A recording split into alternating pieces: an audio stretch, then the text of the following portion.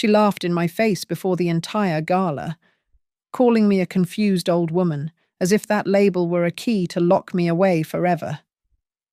My son stared at my wine glass and switched it with his in a single heartbeat. 20 minutes later, the woman trying to force me into a care facility began spilling names and figures no one in Denver wanted to hear. I realized tonight was not a party. Tonight was a trial. My name is Evelyn Hart. I am 57 years old. People often assume that widowhood softens a woman, but they never checked my resume. I spent 30 years as an internal auditor for the Colorado State Infrastructure Bureau. My job was not to look at the road, but to look at the cracks beneath it, the ones that contractors tried to fill with cheap cement and silence. I learned early that people do not hide things because they are messy. They hide things because they are guilty. I know how to spot a discrepancy in a ledger, and I know how to spot a lie in a smile. Tonight, the Grand Hyatt Ballroom in Denver smelled of expensive perfume, roast beef, and desperation. It was the merger gala for Hart and Rowe Infrastructure and the Ashford Meridian Group.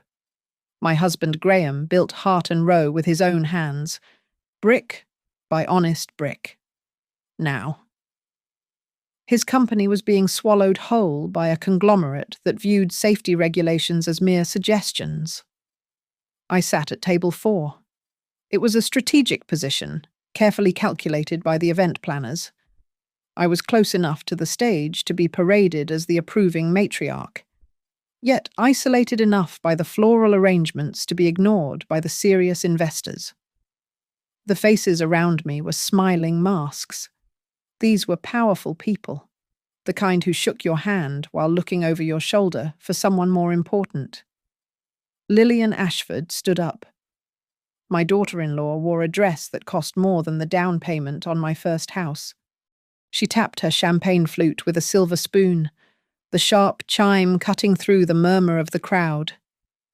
The room went quiet. She smiled at me, a smile that did not reach her cold, calculating eyes. "We are all so grateful Evelyn could be here tonight," Lillian said, her voice dripping with synthetic honey. "It has been difficult lately, with her memory slipping and the confusion setting in. The doctors say structure is best, so we are sadly looking into full-time memory care facilities. But tonight, let us just celebrate her presence while she is still herself." The air left my lungs. I did not have dementia. I did not have memory slips. I balanced my checkbook to the penny every Sunday and could recite the catastrophic failure clauses of a bridge contract from memory. Lillian was not just being cruel. This was a public declaration. She was planting a narrative. If I fell down the stairs next week, or if my brakes failed on I-25, no one would question it. They would just shake their heads and say it was a tragedy caused by a confused old woman who should have been watched more closely. A waiter placed a fresh glass of red wine in front of me. I reached for the stem, my movements automatic. Suddenly, a hand intercepted mine. It was Connor. My son looked pale under the crystal chandelier lights. He did not look at me. He looked at the wine. His pupils dilated in fear. Without a word, he slid his own glass of water toward me and pulled the wine glass toward himself. The motion was fast, a reflex born of panic. "Mom," he whispered, his voice barely audible over the applause for Lillian. "Just take mine, please." He touched my hand. His fingers were ice cold. One touch was enough. It was a warning. Do not drink. I sat back, my heart hammering against my ribs like a trapped bird. Connor knew. My boy, who used to bring me dandelions from the backyard, knew his wife was dangerous. I wanted to scream.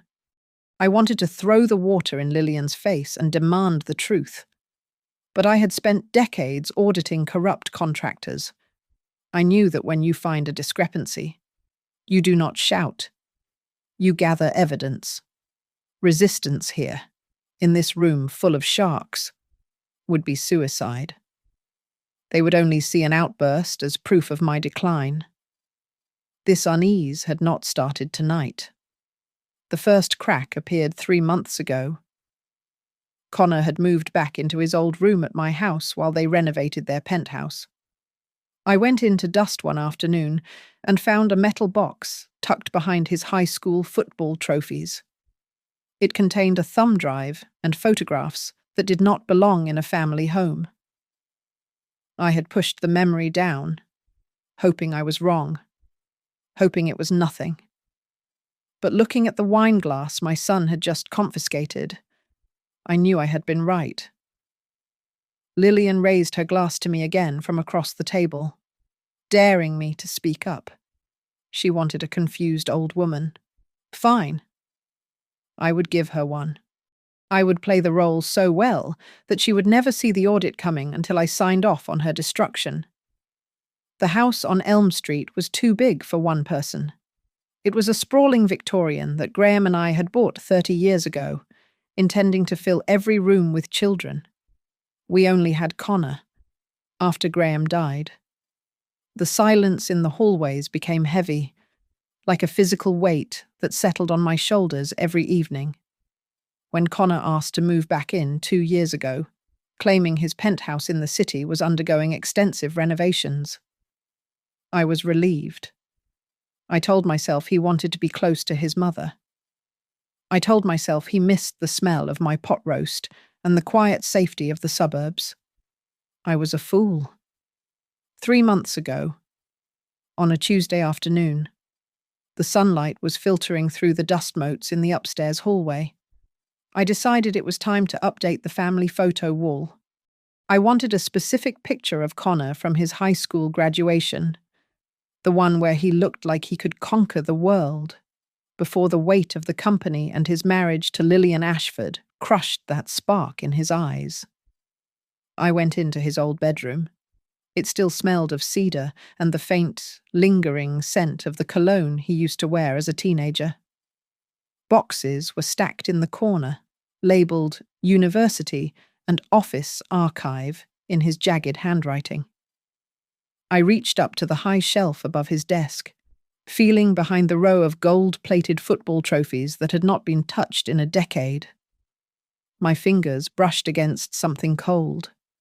It was not a photo album. It was a heavy, grey metal lockbox, tucked deep in the shadows where the light never reached. 30 years of auditing does not leave you. Curiosity is a muscle, and mine was constantly flexed. I pulled the box down. It was unlocked. Inside, there was a black USB drive and a thick manila envelope. I slid the contents of the envelope out onto the bedspread. They were photographs, printed on high-gloss paper.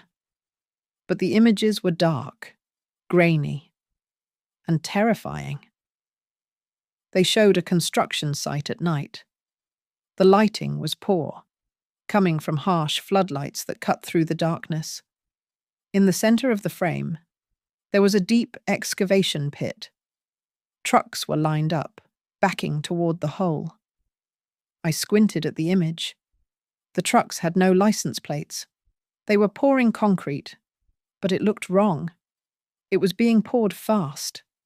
A slurry of grey rushing into the earth as if they were trying to bury something rather than build a foundation. I brought one photograph closer to the window. On the side of a generator, barely visible in the shadows, was the logo of Ashford Meridian. And there, standing near the edge of the pit, was a man wearing a yellow hard hat. On the front of the helmet was the blue suspension bridge logo of Hart and Rowe, my husband's company, my son's company. They were working together in the dark, off the books. "Mum, are you up there?" Connor's voice floated up from the kitchen, cheerful and mundane. My heart slammed against my ribs. A year ago, I would have called him up. I would have asked him what this was, but a cold, reptilian instinct took over. I shoved the photos back into the envelope. Just looking for those baby pictures? I yelled back. My voice sounded thin, brittle in my own ears. Okay, well, I'm heading out. Don't wait up. I waited until I heard the front door close and the engine of his car fade down the street. Only then did I look at the small notebook tucked at the bottom of the box. I flipped it open. The dates were from last November. The notes were written in shorthand, frantic and messy. Urgent reinforcement needed. Cash payment to foreman. No incident report filed. Structure unstable but approved. I closed the book and felt the tears prick my eyes. I remembered Graham standing in this very room, his boots muddy, holding a blueprint. He used to tell me, "Evelyn, the foundation is not just concrete. It is the truth. If the bottom is a lie, the whole thing comes down." Graham built Hart and Rowe on honour.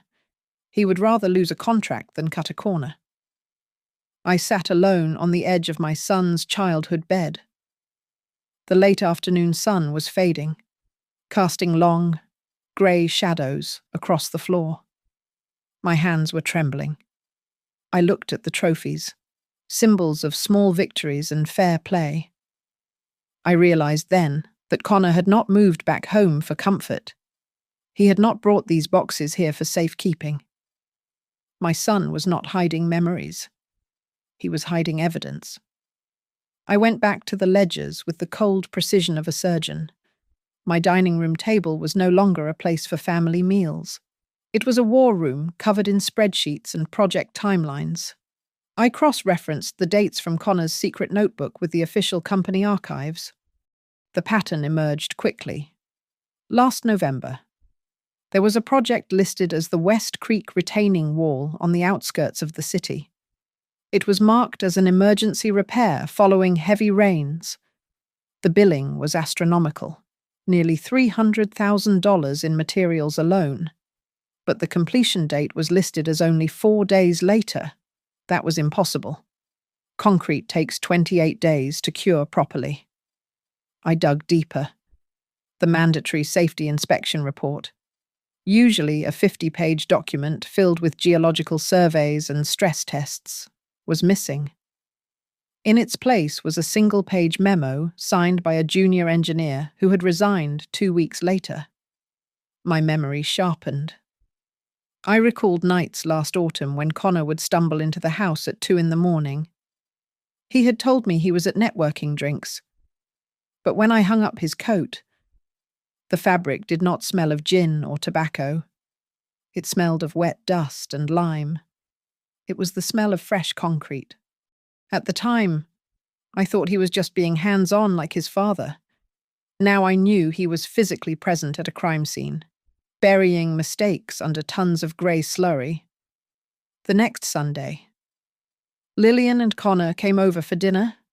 I watched my daughter-in-law closely. She did not look at me with affection. She looked at me like an appraiser evaluating a foreclosure. "Evelyn? You seem so tired," Lillian said, her fork scraping lightly against the china. "Have you been forgetting to take your vitamins again? Maybe it is time we talked about moving the home office files to the main headquarters. You know, just to simplify things for you." Her eyes drifted past me to the locked steel filing cabinet in the corner of the living room. She was not worried about my health. She was worried about what was in that safe. "I am fine, Lillian," I replied, slicing my roast beef. "I actually enjoy the paperwork. It keeps my mind sharp." "But for how long?" she pressed, a fake furrow of concern appearing on her forehead.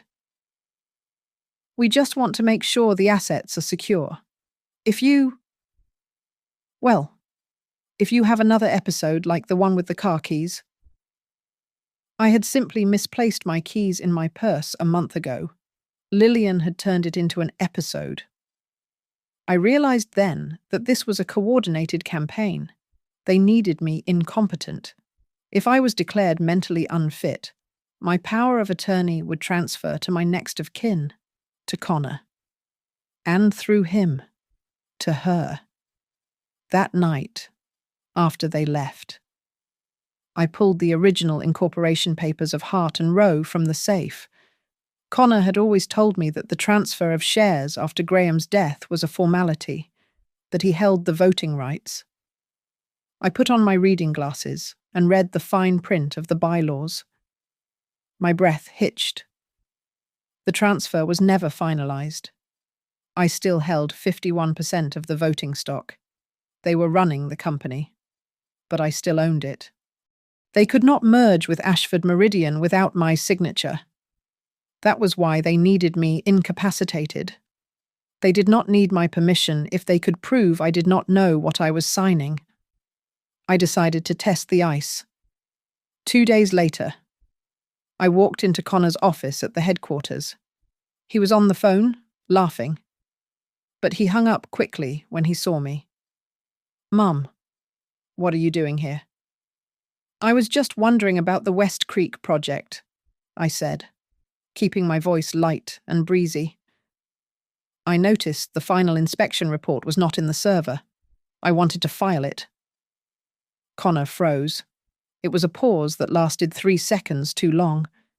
His eyes darted to the door, then back to me. "Oh, that," he stammered, a bead of sweat forming at his hairline. "That was a minor job. We outsourced the filing. I will handle it. You do not need to worry your head about the boring details." "Of course." I smiled. I just hate loose ends. I began to notice the ripples in the water. At the country club, old partners of Graham would suddenly become fascinated with their shoes when I mentioned the construction timeline. When I asked about the merger details, conversations would abruptly switch to the weather or the upcoming gala. They were all treating me like fragile glass, terrified I would shatter and cut them. That evening, I opened the bottom drawer of Graham's old mahogany desk to look for a fresh notepad. Stuck to the underside of the drawer was a sealed envelope. It was addressed to Evie. My hands shook as I opened it. It was a letter Graham had written a month before his heart attack. "My dearest Evie, if you are reading this, I am gone, and things have likely gotten complicated. Business changes people. It changes families. I have tried to keep the wolves at the door, but I know they are hungry. Remember what I taught you about structural integrity. Cracks always show up under pressure. If you ever feel like they are trying to make you look crazy, or unreliable, or weak, it means you have touched a nerve. It means you are standing right on top of the truth they are trying to bury. Trust your gut. It is the best audit tool you have." I folded the letter and placed it in my pocket. I was not a confused old woman. I was the majority shareholder of Hart and Rowe, and I had just found the crack in the foundation. The atmosphere in the ballroom shifted from celebratory to predatory. Lillian moved through the crowd with the practiced grace of a queen visiting her subjects, her hand resting possessively on Connor's arm. But the real gravity in the room came from the woman following in her wake, Marjorie Ashford. Lillian's mother and the matriarch of the Ashford Meridian Empire approached our table. She was a woman who smiled only with her mouth, while her eyes remained as dead and cold as polished marble. "Evelyn," Marjorie said, her voice smooth, "you look remarkably lucid tonight." She pulled out the empty chair next to me and sat down without asking. Connor stiffened, his knuckles turning white as he gripped his napkin. "I was just telling Lillian that we should review your estate planning soon." Marjorie continued, lowering her voice to a conspiratorial whisper. We have a wonderful attorney who specializes in geriatric complexity. It is so important to have your affairs in order before things become too difficult for you to understand. It was a beautiful trap. If I agreed, I admitted I needed help. If I got angry, I looked unstable. That is very thoughtful, Marjorie, I replied, picking up my water glass. But Graham always taught me that a will is like a structural blueprint. You do not hand it over to a subcontractor unless you want the building to collapse on your head. My affairs are quite secure. I audit them myself. Marjorie's smile did not waver, but the skin around her eyes tightened. Of course, control is a hard habit to break. It is not a habit, I said. It is a necessity, especially when people are digging so close to the property line. Connor made a sound like he was clearing his throat, desperate to interrupt the tension. He looked like a man standing on a landmine. He was the CEO of a multi-million-dollar company, yet sitting between his mother and his mother-in-law, he looked like a frightened child. He knew exactly what Marjorie was doing. He also knew what I was implying. I turned my attention to the man seated on my right. He had been introduced as a merger consultant, but his questions throughout the evening had felt less like small talk and more like a cognitive exam. He had asked me 3 times about the current inflation rate and the details of the last board meeting, watching my eyes for any sign of vacancy. So, Mrs. Hart, the consultant asked, leaning in. With the merger finalizing, surely you must be relieved to let go of the daily oversight. The technical details of infrastructure can be so taxing. Detail is only taxing if you are trying to hide something, I said sharply. Otherwise, it is just math. Before he could respond, the microphone screeched. Lillian stood on the low stage, beaming under the spotlight. Everyone, please, Lillian announced, gesturing toward our table. We have a special treat. I know she did not prepare anything, and we want to spare her any stress. But I think we would all love to hear a few words from the woman who started it all. Evelyn Mom. Just a quick hello. The room applauded politely. It was an ambush. She expected me to stumble, to slur my words, or to refuse in a panic, cementing the rumor that I was losing my mind. Connor half rose from his chair to stop me, his face masking a plea. But I was already standing. I walked to the stage. My legs were steady. I took the microphone and looked out at the sea of tuxedos and gowns. I saw the city council members, the developers, and the bankers. Thank you, Lillian, I said, my voice projecting clear and strong without a tremor. My husband, Graham, built Hart and Row on a simple principle. He used to say that a building is only as good as what you bury underneath it. You can paint the walls and polish the floors, but if the foundation is rotten, the cracks will eventually show. I paused. The silence in the room changed texture. It went from polite to uneasy. We are celebrating a merger tonight, I continued, locking eyes with a man from the city council sitting near the front. But let us remember that real strength comes from transparency. It comes from inspection reports that are filed on time and concrete that is allowed to cure in the light of day, not poured in the dark to hide a mistake. The councilman turned a shade of grey that matched the tablecloths. He immediately pulled out his phone, feigned a vibration, and practically ran toward the exit. Enjoy the evening, I finished. The truth, like a good foundation, always outlasts the facade. I handed the microphone back to a stunned Lillian and walked back to my table. The applause was scattered and hesitant. When I sat down, Connor looked at me. His eyes were wide, filled with a mixture of awe and absolute terror. He was not afraid of what I had just done. He was afraid of what his wife was going to do to me in retaliation. He reached for his wine, his hand trembling. But I noticed he did not drink. He knew the war had just moved from the shadows into the light. Lillian returned to the table with a bottle of vintage Cabernet. She poured 2 glasses with a flourish that felt too theatrical for a family dinner, let alone a corporate gala. She slid 1 glass toward me across the white tablecloth.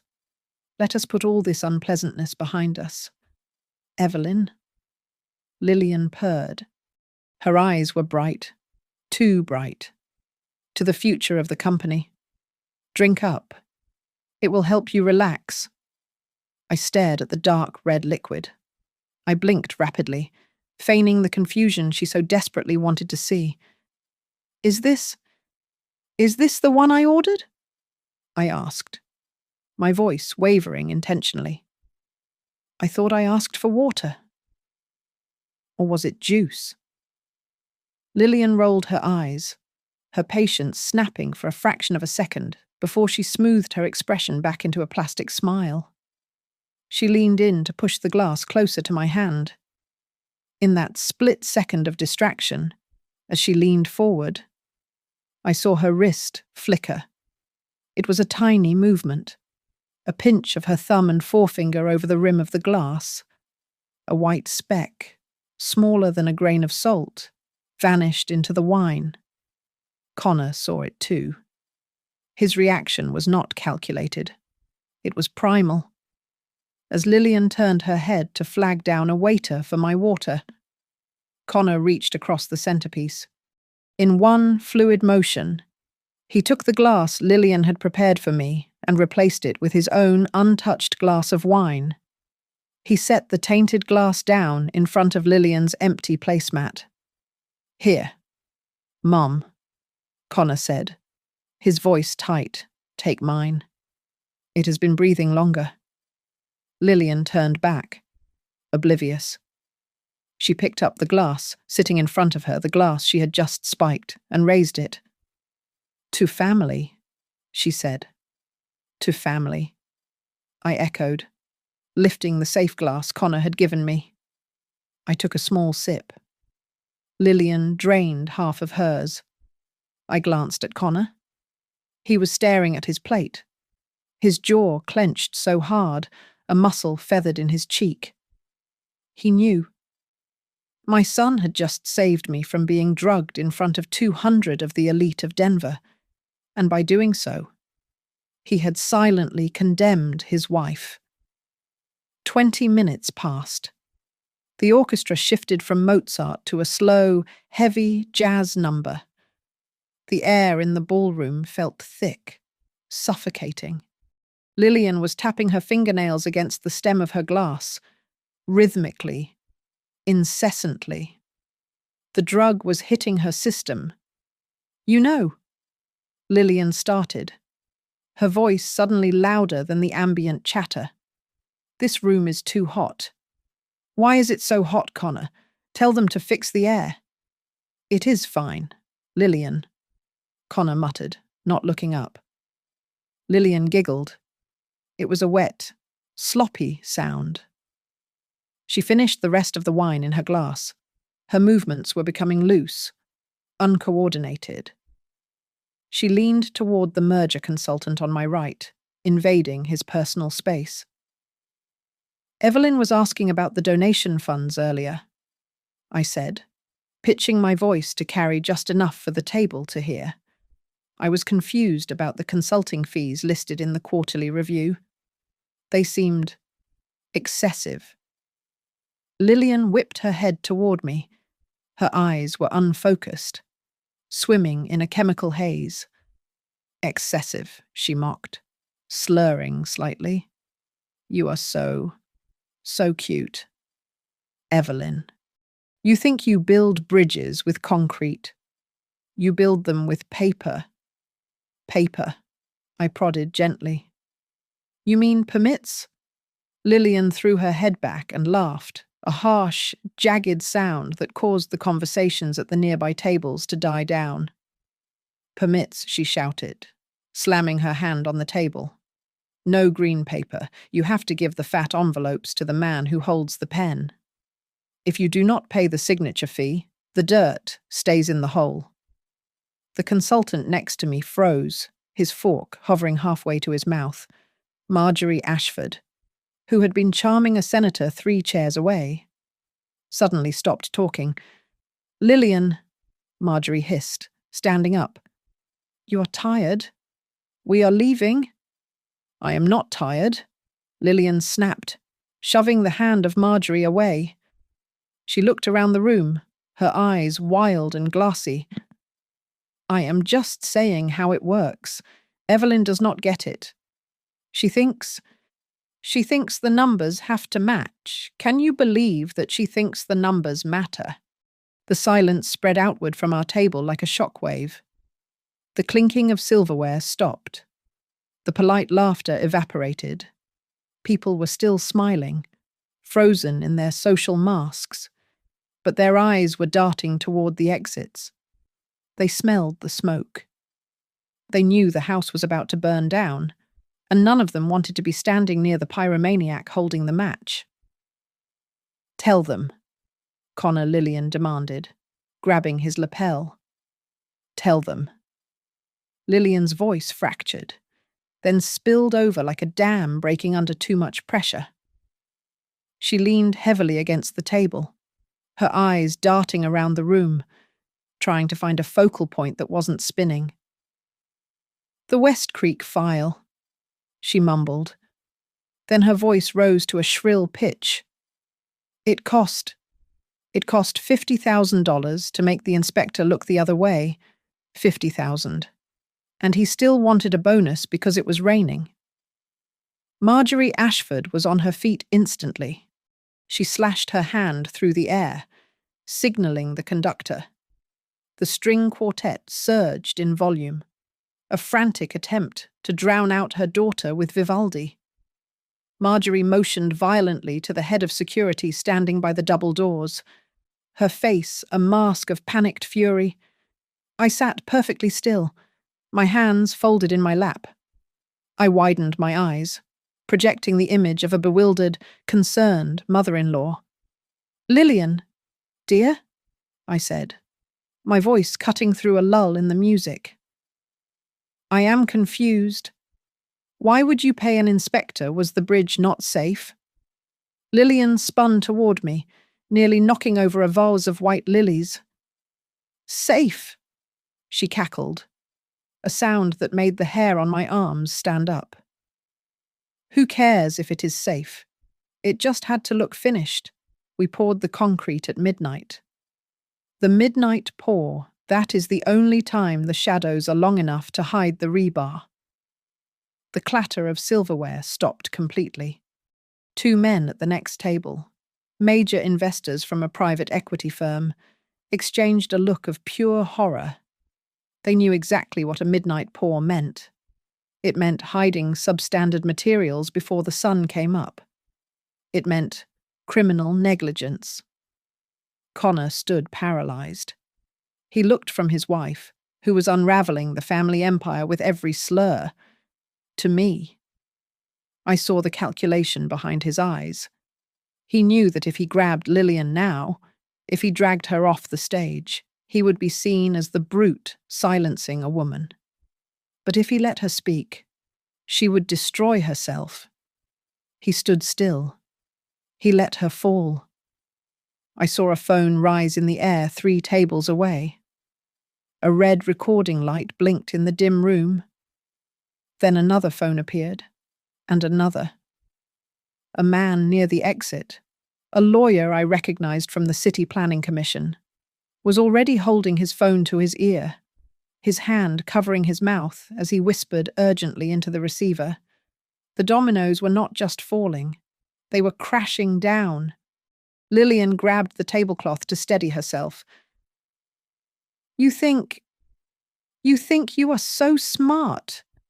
Evelyn, she sneered, pointing a shaking finger at me.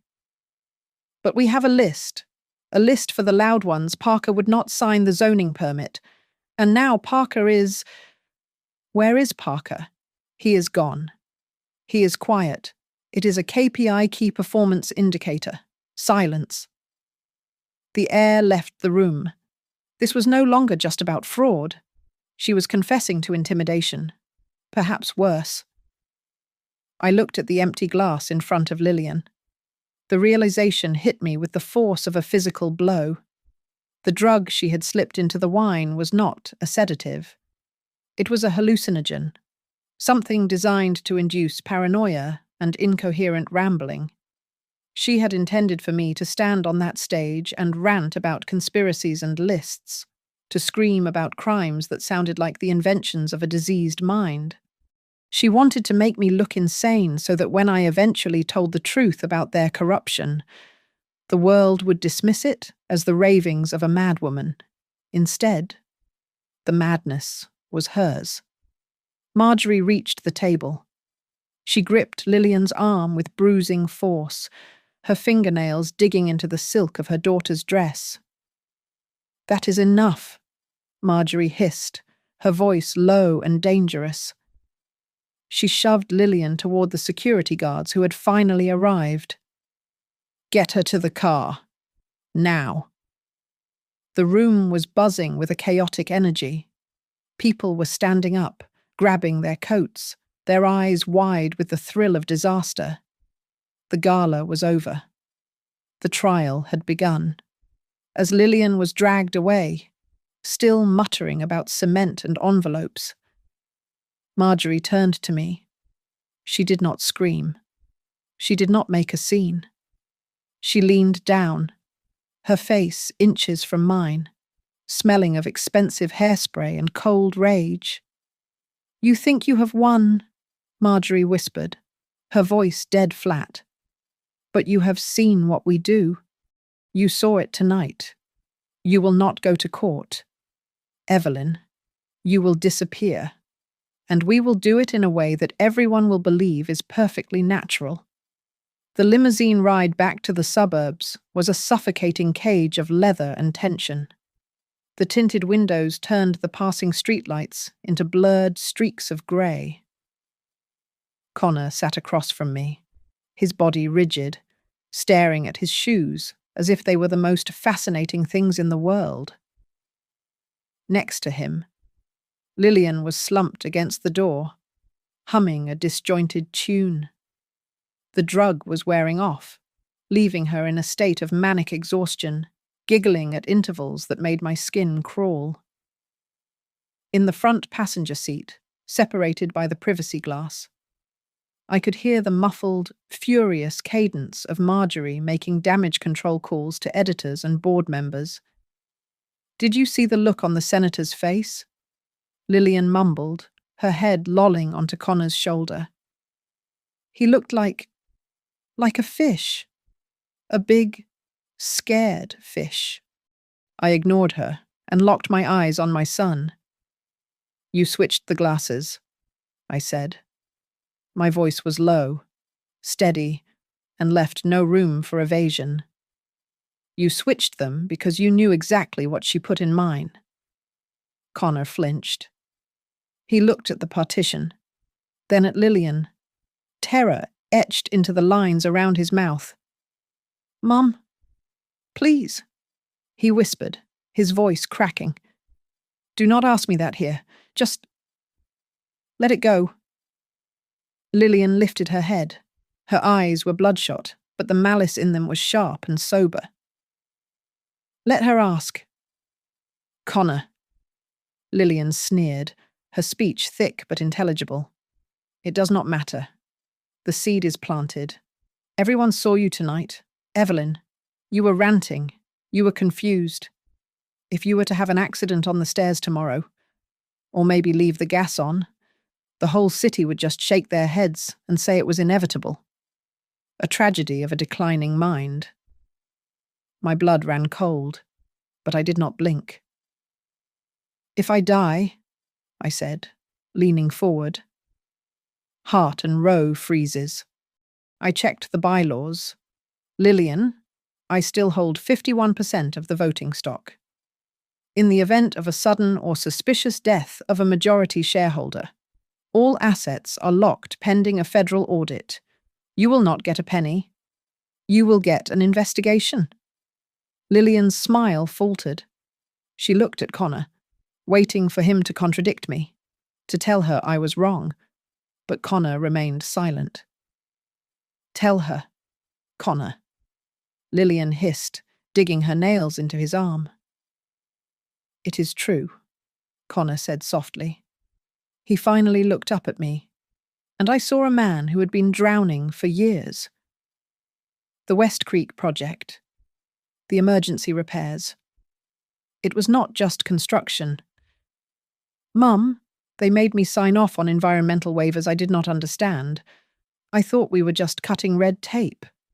By the time I realized what they were burying under that concrete, they had my signature on everything. I reached into my purse and pulled out the letter I had found in the desk, Graham's letter. I held it up in the dim light. Your father knew, I said. He warned me. Connor's face crumbled. He did not look surprised.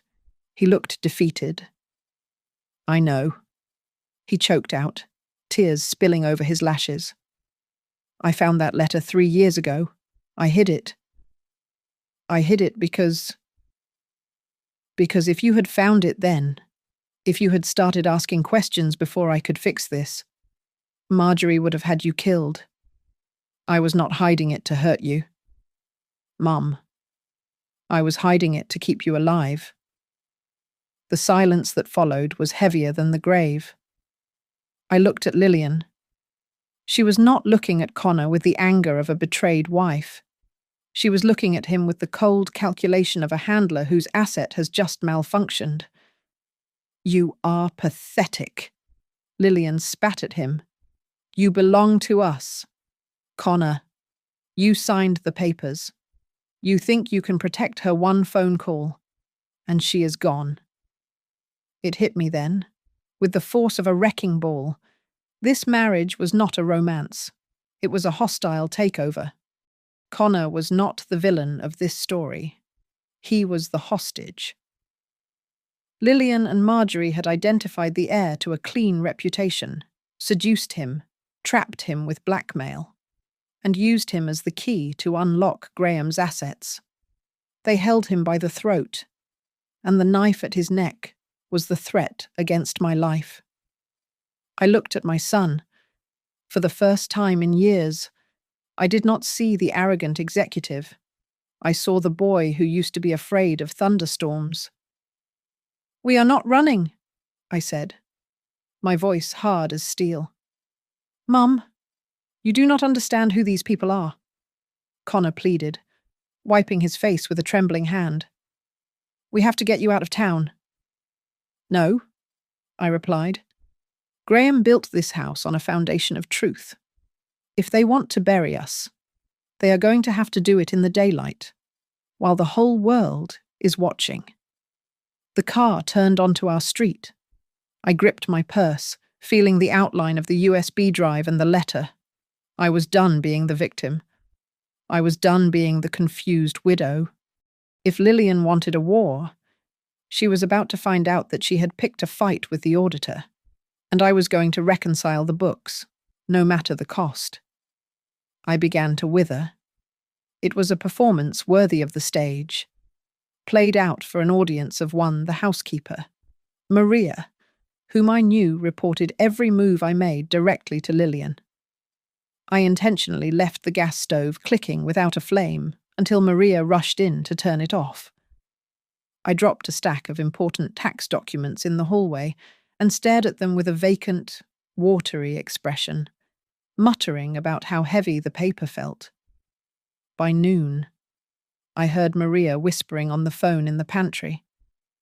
The report had been filed. The old woman was cracking. Lillian would believe her victory was inevitable. But while the house slept, the auditor was at work. I turned the guest bedroom into an evidence processing centre. I scanned every page of the West Creek file. I backed up the email chains Connor had forwarded to a secure server. I printed physical copies of invoices for vague services like facilitation fees that amounted to $200,000 in a single month. I organized the data not by date, but by criminal intent. I compiled a dossier thick enough to bury the Ashford family. And then I reached out to the National Bureau of Infrastructure Fraud. It was a fictional-sounding name to most. But in my industry, we knew them as the grim reapers of corrupt contracts. I used an encrypted whistleblower portal and uploaded the first batch of evidence. Then, I went to Connor. He was sitting in the dark in the living room, staring at a glass of scotch he had not touched. "I am going to fix this," he said, his voice ragged. "I will go to the police. I will tell them I did it. I will take the fall." "You will do no such thing," I replied sharply. "If you confess, they will paint you as a rogue element and cut you loose. The company survives. They survive. And I am left with nothing but a son in prison. Then what do I do?" "You do exactly what they expect," I said. "You look terrified. You look weak. And when the trap snaps shut, you stay out of the way." The next morning, I called a meeting at the Hart and Row offices. I requested Marjorie and their family attorney, a man named Sterling, who wore suits that cost more than my car. I told them I was ready to surrender. We met in the glass-walled conference room. Marjorie looked triumphant. She sat at the head of the table, her posture relaxed, like a predator that had already severed the jugular of its prey. "I am tired, Marjorie," I said, keeping my hands folded on the table to hide a slight tremor. Not from fear, but from adrenaline. "I cannot manage the complexities of the merger, and after the incident at the gala, I think it is best if I step aside." I slid a single sheet of paper across the mahogany table. It was a draft agreement to transfer my 51% voting stake to Connor, with Lillian as the designated proxy. "I will sign this," I said softly. "But I want a clean exit. No nursing home. I want to retire to my sister's house in Vermont. And I want a severance package of $5 million. Marjorie laughed. It was a dry, scratching sound. $5 million, she scoffed. "Evelyn, you are in no position to bargain. We are doing you a favor by not having you declared incompetent by a judge." "I have leverage," I bluffed, acting desperate. "I can still make noise. I can still delay." Marjorie leaned forward, her eyes narrowing. "Noise can be silenced. Evelyn, we have a very efficient process for handling stubborn people. We made a zoning commissioner disappear from the public eye in less than 48 hours last year. Do not make us demonstrate the procedure on you." My phone was lying face down on the table between us. The voice recording app was running. She had just admitted to a pattern of intimidation and criminal conspiracy. "Fine," I whispered, defeat heavy in my voice. "I will sign, but not here. I want to do it properly. Tomorrow night, a small reception at the house, just family. I want to say goodbye to the company in my own home." "Sentimental to the end?" Marjorie sneered, standing up. "Fine. Tomorrow night, 7 o'clock. Have the papers ready." She swept out of the room, Sterling trailing behind her like a well-dressed shadow. I waited until the elevator doors dinged shut before I picked up my phone and stopped the recording. I saved the file and sent it immediately to the contact I had established at the bureau. I walked out to the parking lot where Connor was waiting by my car. He looked pale, his eyes scanning the windows of the building as if expecting snipers. "Did they sign?" he asked. No, I said, unlocking the car. They took the bait. They are coming to the house tomorrow night to watch me surrender. Lillian thinks she is coming to finish me off. Mom, what are you planning? Connor asked, his voice trembling. If you corner them, they will hurt you. I placed my hand on his cheek. He flinched, then leaned into my touch. I have already called the guests for tomorrow. Connor. The ones they are not expecting. I said calmly. I do not need you to kill anyone for me. I just need you to stand on the side of truth, right when the door opens. The air in the executive conference room was so tight it felt combustible. Lillian was no longer the composed socialite she pretended to be at the gala. She was a cornered animal, and that made her volatile. She shoved a stack of legal documents across the polished table toward Connor, the papers sliding with a sharp hiss. Sign them?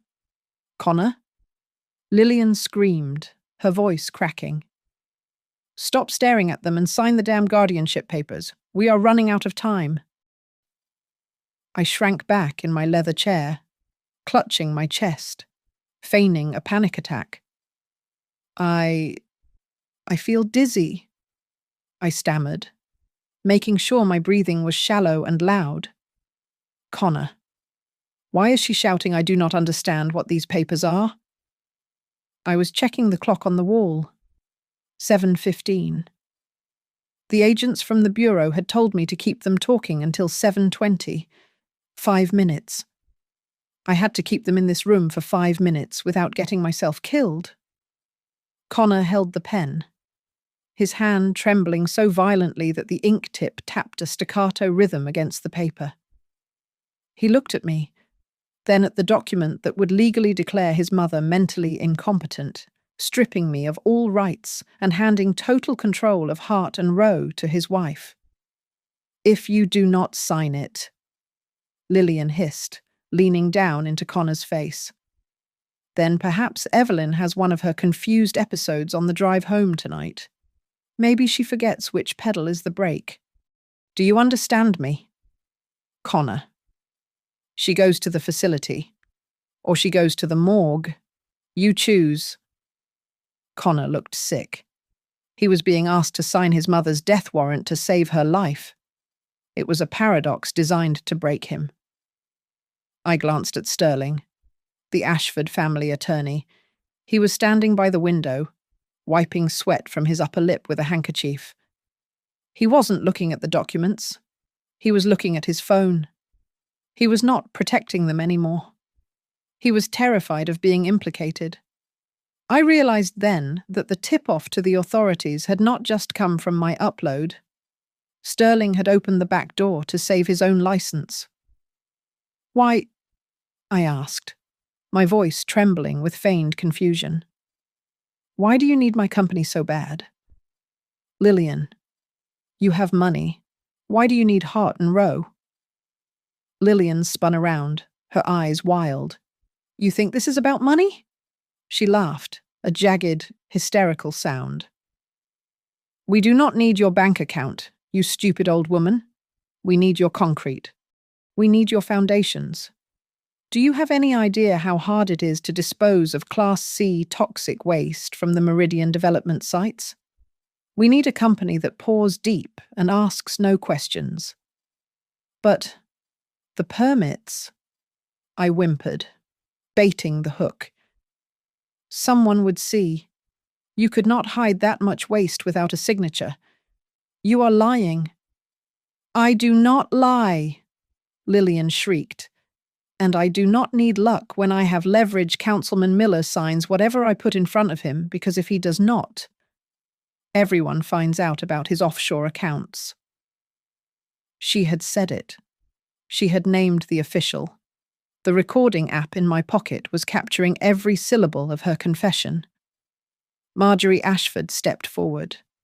She was calmer than her daughter, which made her infinitely more terrifying. She placed a hand on the table, leaning toward me. That is enough chatter, Marjorie said, her voice like ice water. Connor, sign the paper. If you do not, we will arrange the car accident for tonight. It will be quick. A sudden swerve, a bridge abutment, tragically unavoidable. Connor looked at his mother. He looked at the woman who raised him. Then he looked at the pen in his hand. No, Connor said. The word hung in the air, heavy and absolute. What did you say? Lillian whispered. Connor stood up. He dropped the pen on the table. It rolled and fell to the floor with a tiny clatter. I said no, Connor repeated, his voice gaining strength. I am not signing, and you are not touching her. The atmosphere shifted instantly from coercion to violence. Marjorie's face hardened into a mask of pure hatred. She reached into her purse, and for a second, I thought she was reaching for a weapon. She pulled out her phone, her thumb hovering over a contact. She was calling the cleaners, the ones who made accidents happen. You have made a very poor choice, Connor, Marjorie said softly.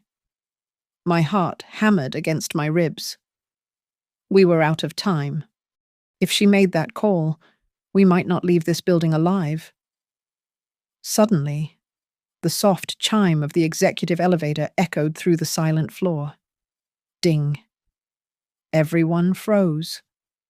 We were on the top floor. No one came up here at night without a keycard. The heavy steel doors slid open. The sound of heavy, rapid footsteps, leather boots on marble thundered down the hallway. I let out a breath I didn't know I was holding. I looked at Lillian's face as it drained of colour. I looked at the elevator doors, and I knew the audit was finally closed. The timeline was perfect. The inspection team had arrived.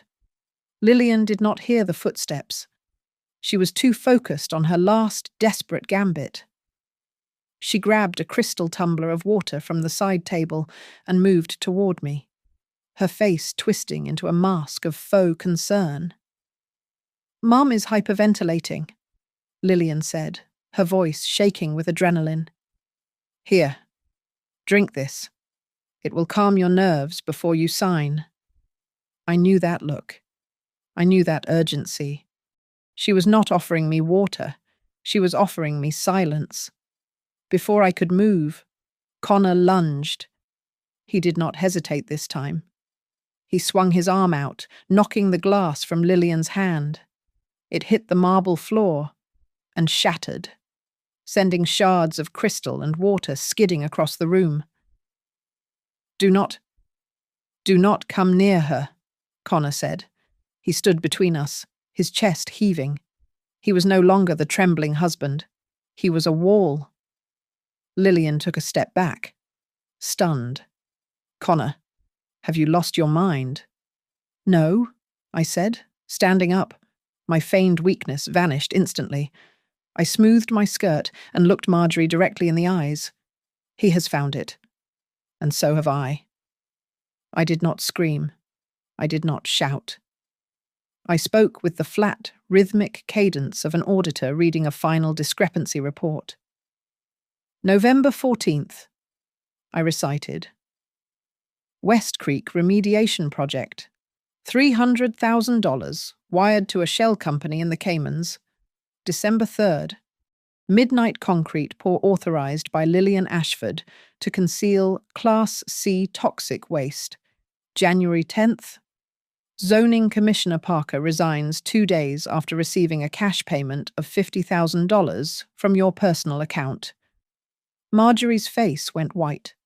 For the first time, the ice in her veins melted into pure panic. How? Marjorie whispered. How do you have those dates? Because I audit for a living, Marjorie, I said cold. And you people are sloppy. The doors to the conference room burst open. Federal agents step away from the table, hands where we can see them. The room flooded with men and women in windbreakers, bearing the seal of the National Bureau of Infrastructure Fraud. The noise was deafening. Commands shouted, radios crackling, the heavy thud of boots. They moved with a precision that made the Ashford security look like amateurs. 2 agents moved immediately to the computers. 2 more secured the exits. Lillian screamed. It was a high, thin sound of absolute terror. She spun around, pointing a shaking finger at Connor. "It was him!" Lillian shrieked, backing away until she hit the wall. "He is the CEO. He signed everything. I am just his wife. I did not know." An agent stepped forward, holding a plastic evidence bag containing a digital recorder. My recorder. "We have the audio from the gala. Mrs. Hart," the agent said, his voice bored. "And we have the audio from 5 minutes ago. Your husband is not the one confessing to bribery and intimidation." Connor stepped forward. He held his hands out, ready to be cuffed. But he looked the lead agent in the eye. "I signed the papers," Connor said clearly. "I signed them because they told me that if I did not, my mother would have a fatal accident. I will testify to every document, every bribe, and every threat." Marjorie Ashford, realizing her empire was collapsing, played her final card. She drew herself up to her full height, channeling every ounce of her remaining arrogance. "Do you know who I am?" Marjorie demanded, stepping toward the lead agent. "I suggest you call Senator Miller right now. If you touch a single file in this office, he will have your badge before the sun comes up. He protects us." The agent stopped.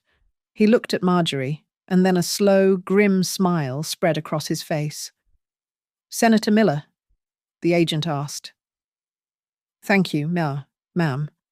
We were wondering who the political contact was. You just gave us probable cause to subpoena his records, too. Add obstruction of justice to her charges." Marjorie's mouth fell open. She realized too late that she had not fired a warning shot. She had detonated a grenade in her own hand. Agents moved in. They pulled Lillian's hands behind her back. The click of the handcuffs was the loudest sound in the room. As they marched her past me, she stopped. Her makeup was smeared, her hair wild, stripped of all her pretenses. I looked at her. I did not feel joy. I felt the cold satisfaction of a balanced ledger. "You tried to paint me as a senile old woman," I said softly.